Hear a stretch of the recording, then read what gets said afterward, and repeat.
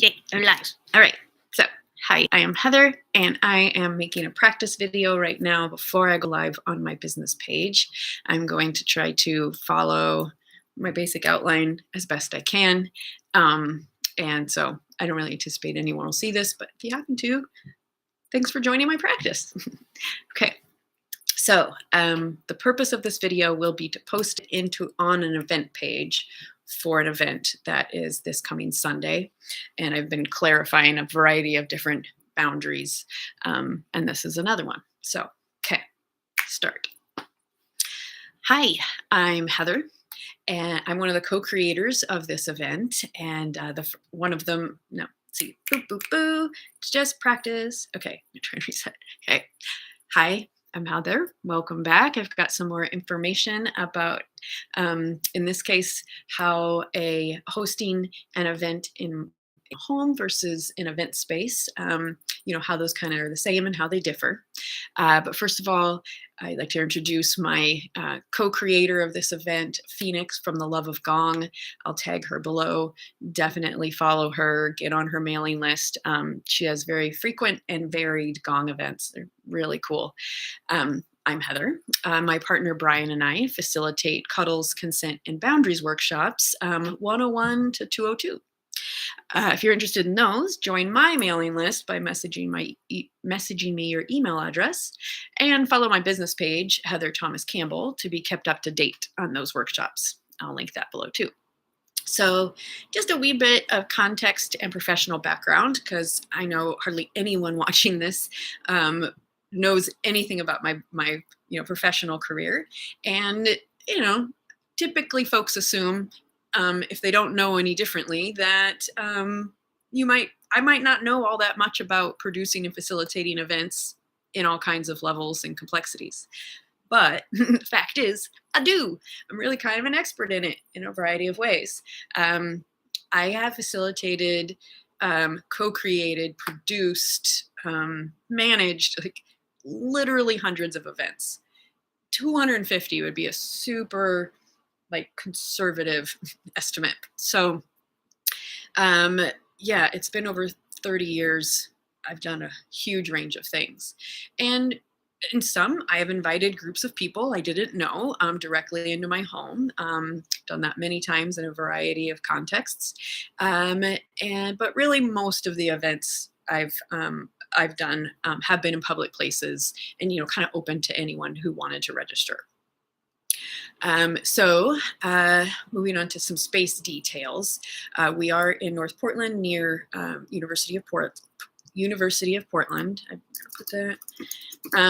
It is a basement space. There are 8 stairs to enter. So I know for some folks that might be a barrier, and I apologize for that. We have a large main room where we often welcome our friends for private cuddles, and that's also where we host our workshops. There is a bathroom on the same level. Since this is my home, I have one additional request that you might not be used to, but I'm going to ask, please do not wear anything at all with fragrance on it, even if you can barely smell it.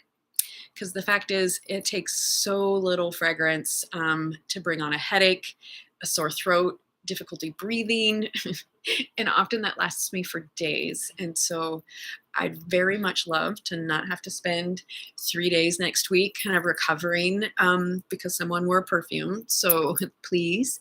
And honestly, the way I protect myself from it most of the time is I wear a mask in public places. But in my home, I just request that all who enter be fragrance free. I feel like that's a reasonable request for my home. One little pro tip, if you did use a fragrance product last time you washed your cuddle clothes, then maybe run it through vinegar and water wash. That will hopefully remove some of that fragrance. I know that it's a little more effort than most people are used to being asked to do, but just really asking, please recognize that I go to great lengths to be able to protect myself in public places, because the default is wear fragrance. There's not much I can do about it in public places. my home is one place I can do something about it. So thank you very much for your kind consideration and your willingness to minimize the impact that your fragrance choices will have on my health. So thank you. Okay, so there are some ways that hosting in our home is exactly the same as an event space. Um, we're also making the same request most other events do.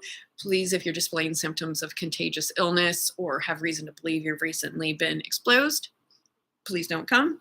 We will refund you if that's the case. And if you want to wear a K95 mask, you're totally welcome to do so. I will have some available. Often, activities held in event spaces have been created and produced by people with a depth and breadth of experience. And as such, most agree that it's appropriate and perfectly reasonable for those facilitators to be fairly compensated for the time and effort they've invested. In fact, very few folks are able to continue offering events and workshops without reasonable compensation. Still, please, so that is the same.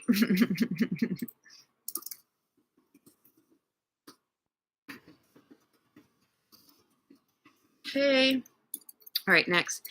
All right, so a few ways that holding an event in our home has some differences from having it in an event space. Basically, I perceive this situation to be very similar to if I'd invited my friends to come over for like a house concert. I'd encourage them to bring their own friends. I probably would offer it to people that I didn't happen to know yet. Most of them are friends of friends, and so there's been very few true strangers that have come to any of our events this past year. And so, we really just kind of expect some of the same things that most people expect when, attending a gathering in someone's home. Communicate with the host if you aren't coming or will be late. Take off your shoes when you come in. Keep your things kind of tidy. Ask questions if you're unsure about anything. And another way that it's different than an event space is, this is our home, so we reserve the right, Brian and I reserve the right to decline access if after careful consideration we deem it necessary. We will communicate directly and clearly with the individual. We're really not going to debate or discuss it.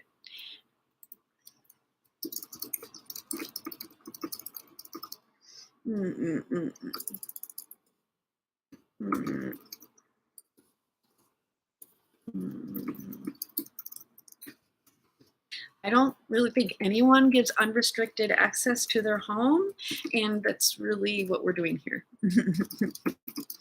And neither do we. And just to be crystal clear, we will not hesitate to ask someone to leave if their behavior is inappropriate or their presence makes my eyes burn and my throat hurt. So as always, I'm open to questions on these specific topics. Please share them below. And I look forward to seeing some of the same folks again and welcoming newbies. If you haven't already, get your tickets. Get registered right away. Oh, and the video. Okay, so that was a pretty decent practice. I found that it's much longer than I anticipated. I'm going to see what I can maybe do a little less, or maybe I just have to expect it's that long. So, okay. Thanks for being on the receiving end. It's good practice. And heading out. Bye-bye.